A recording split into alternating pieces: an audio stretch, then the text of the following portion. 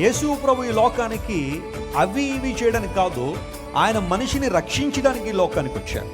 ఆ కారణాన్ని బట్టే రక్షణ అనే మాట బైబిల్లో మనం చూస్తున్నప్పుడు గ్రీకులో సాటర్ అనే పదాన్ని మనం చూస్తాం. సాటర్ అనగా రక్షకుడు. యేసు ప్రభు మనల్ని రక్షించడానికి వచ్చారు. దాని అర్థం ఏంటంటే నిత్య శిక్ష నుండి మనల్ని రక్షించాలని, ఇటర్నల్ పనిష్మెంట్ నుండి మనల్ని రక్షించాలని, ఇటర్నల్ డిస్ట్రక్షన్ నుండి మనల్ని తప్పించాలని, ఇటర్నల్ డామినేషన్ నుండి మనల్ని విడిపించాలని యేసు ప్రభు రక్షకునికి ఈ లోకానికి వచ్చారు. ఇప్పుడు ఎవరైతే యేసు ప్రభువును తమ హృదయాల్లో చేర్చుకున్నారో వారు తమ మతాన్ని కాదు మార్చుకునేది, తమ కులాలను కాదు మార్చుకునేది, తమ హృదయాన్ని మార్చుకుని యేసయ్యకి తమ హృదయంలో చోటు ఇవ్వడం ద్వారా రక్షణ భాగ్యాన్ని పొందుకున్నారు. అందును బట్టే ప్రభువును అంగీకరించిన వారు, యేసయ్య రక్తం ద్వారా కడగబడిన వారికి ఓ పేరుంది. ఏంటో తెలుసా? రక్షించబడిన సమూహము. స్తోత్రం చెప్దాం. హల్లెలూయా.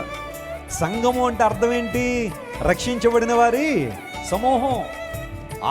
ఆదిమ సంఘాన్ని మనం పరిశీలన చేస్తే అనుదినము రక్షించబడుతున్న వారిని దేవుడు సంఘములో చేర్చుచుండెను అనే మాట అపోస్తలుల కార్యములు 2వ అధ్యాయంలో మనం చూస్తాం. యేసుక్రీస్తు ప్రభు వారి ద్వారా రక్షించబడిన వారు సంఘములో చేర్చబడ్డారు.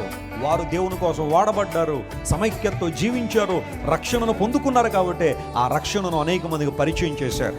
ఒక సూటి ప్రశ్న అడుగుతున్నాను, నువ్వు రక్షించబడ్డావా? నీ ఆత్మ రక్షించబడిందా? రక్షించబడిన అనుభవంలో నీవు ఉన్నావా? నీ పాపం నిమిత్తం పశ్చాత్తాపడ్డావా? యేసయ్యకి నీ హృదయాన్ని తెరిచి ప్రభువా నా హృదయంలోకి రండి అని ఆయన ఆహ్వానించావు ఎప్పుడైనా? అలా కాకపోతే ఇదే అనుకూల సమయం, ఇదే రక్షణ దినము. యేసు ప్రభుని రక్షకునిగా అంగీకరించడానికి ఆయన మనకు రక్షణ వస్త్రములను ధరింపజేశాడు.